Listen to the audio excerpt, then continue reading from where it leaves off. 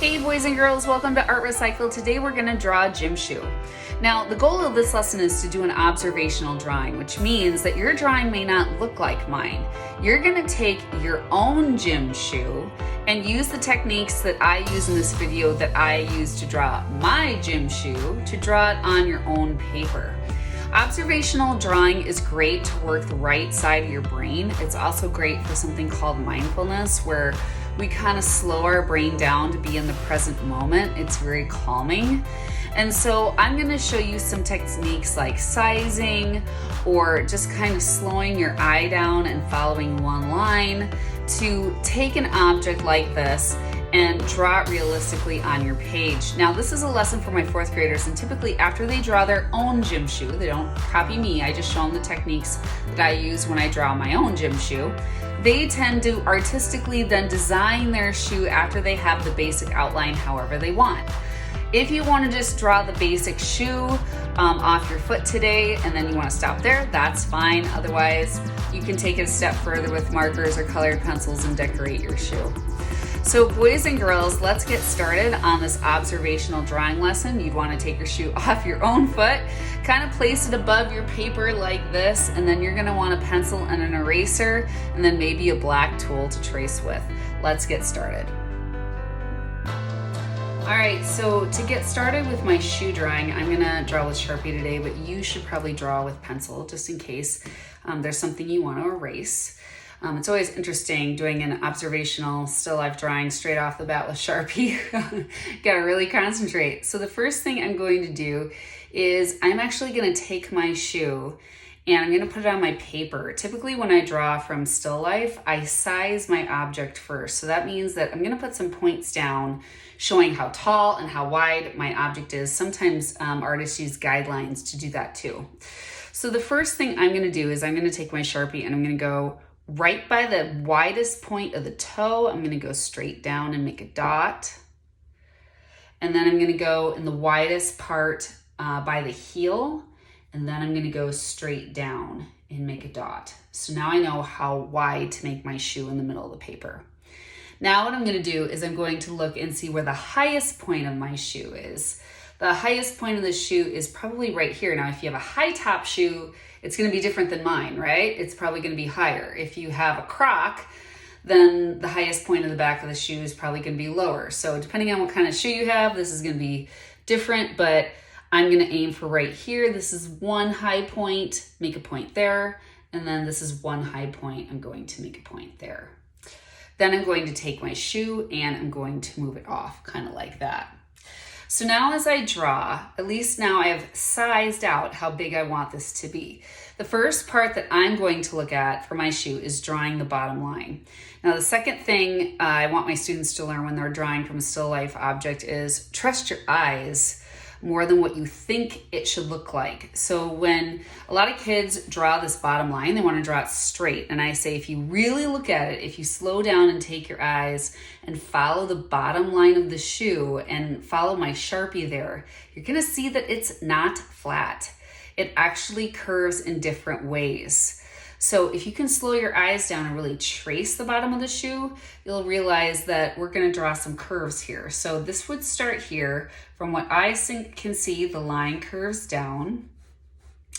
And then it curves in slightly where my arch is, ever so slightly. And then I see it curves down and it goes and curves up where my toe is because the shoe is worn. So that is the bottom line of the shoe there. The next thing I think I'm going to draw is the back line of the shoe. This shoe is definitely slanted down into the left, and there's a little ridge there where the rubber part is. So I'm going to start here. I see that this comes down, and right about where that rubber part is, there's a little bump there, and then it comes out and around. Next part I'm going to look at is this line that comes down and curves up. So I see that this is a curve. A lot of students try to make that toe a point. We don't want it to be pointed. It's definitely rounded, so that rounds up. And then I see that this kind of comes down a little bit, and then there's kind of a crease, and then it starts to go up like this. until we get to our highest point here. And then the last thing we're gonna do is this line, and I see it dips down more to the left and then it comes up to the highest point of the shoe.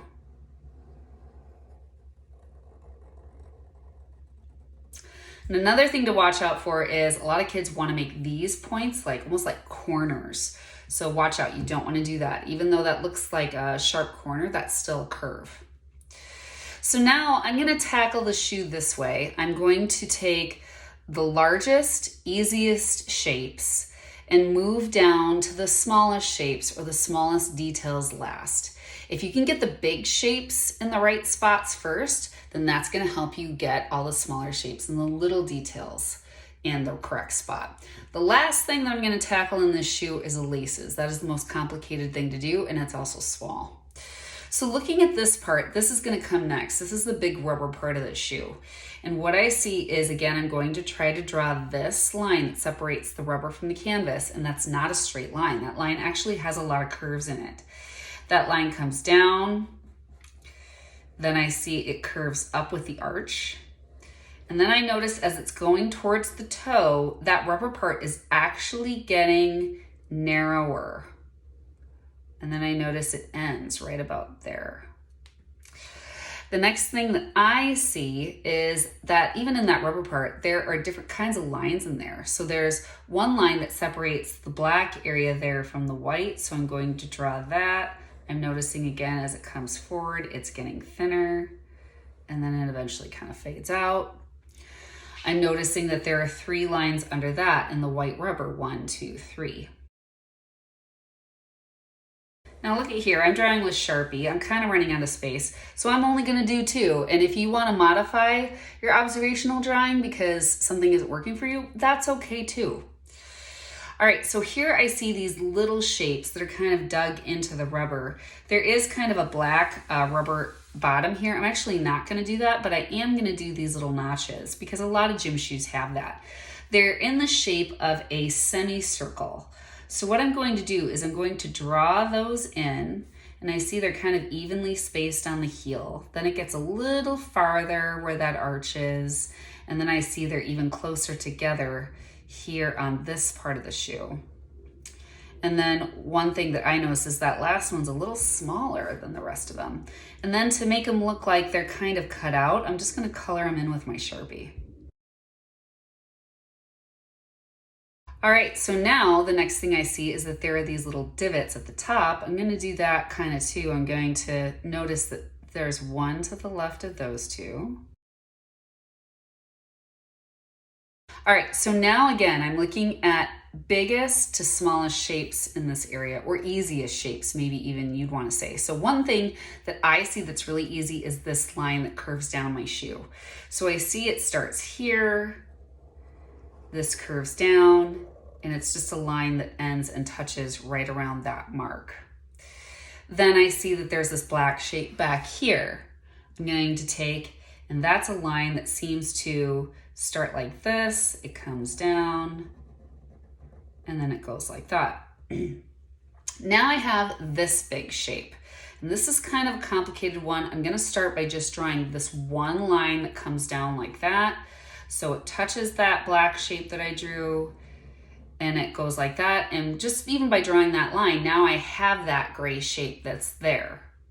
I see that there's a black shape here that sort of touches at the top of this. This comes down, there's a line here that forms that big black shape, and then it comes up and it touches right about there. So that would be that line. And then I see that there is this little black shape right there, like that. So the next thing I see is that there is a line here that separates the black from the gray. So I'm going to space out a little bit, touch here, this seems to come up and curve right about there. So you see, now I've blocked off the big areas of the shoe. This shape, this shape, this shape, this shape, this shape, this shape. And some of these gray shapes just fell into place because if you drew the black ones, then those gray ones were kind of left behind. I see that there is black fabric separating gray here. So again, this is a little off here, but I'm going to draw this that comes up like that and separate that. And then really I'm left with these little details. Like for example, on this black shape, I can actually see some dots. On this shape, I of course have the logo here. So letters are always hard, and I always tell my fourth graders, if they're small letters like this, maybe you choose to not put them in, because if you're drawing them block or bubble style, that can be kind of hard. If it's a one singular letter that's kind of big, then go ahead and try that if you want to. So I see that this is a capital N, and I see that it's slanted this way, coming down.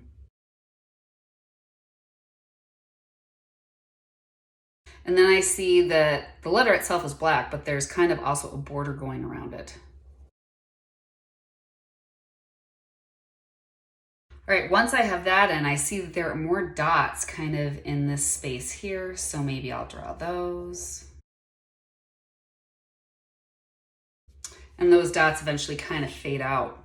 So now the last part is I have the laces. And so I've been studying the shoe pretty carefully the whole time. I've sized it, I've slowed my eye down and trusted my eyes maybe more than what my brain thinks something should look like. And I've worked from bigger, easier shapes down to small details. And so now we have the hardest thing of all, we have the laces. And this is one part I kind of tell my students, because you're looking at the shoe from the profile, then you would only see the laces from the side. There's actually kind of an easier way to do that without looking at the laces. They get very complicated. They twist in and out. And maybe if I didn't teach elementary and I taught older students, I would tell them to really, really look at that and concentrate on that and try to draw those lines as they twist in and out. And I still let my fourth graders try it if they want. But what I find is, since we're looking at this from the profile or the side, it's almost easier just to draw the laces like this. We know that they're coming out of a hole. So because they're coming out of a hole in the shoe, the first thing I'm going to do is I'm not going to draw an entire circle. I see that because the lace is coming out of a hole, we only see the whole side of the hole that faces us. So I'm going to draw a curved line like that, and then I see that the lace kind of jumps out and then it jumps over the edge of the shoe. And so I draw two slight curved lines like that looks like the lace is diving over the edge like that. So now I'm just going to keep doing that all the way down. And some kids have asked me, but on this one I have like a metal ring that goes around that opening. So then I say, okay, so take your pencil, copy that curved line there, like that. And that actually makes it look like there are rings around those lace hole openings that go down the shoe.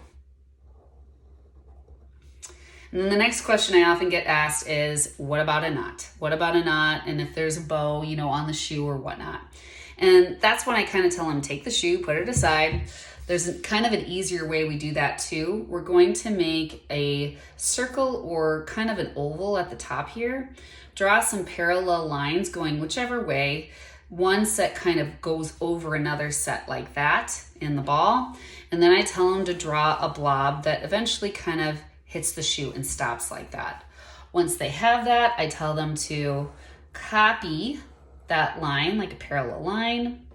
And if you want to make it look like the lace is popping out behind the shoe, that lace can pop up. And then we just draw that little plastic part that goes on the end. And maybe I'll kind of have a lace, a blob coming like that. We'll copy the line here. And at least for my fourth graders, that seems to be a lot less frustrating as they're being introduced to observational drawing than actually trying to really look at that and try to figure that out. If they want to attempt it, I let them, but if they get frustrated, I just tell them to do it this way. Now, there is my basic shoe drawing. Once you have it drawn, I would trace it with a black tool, and then next comes the design part.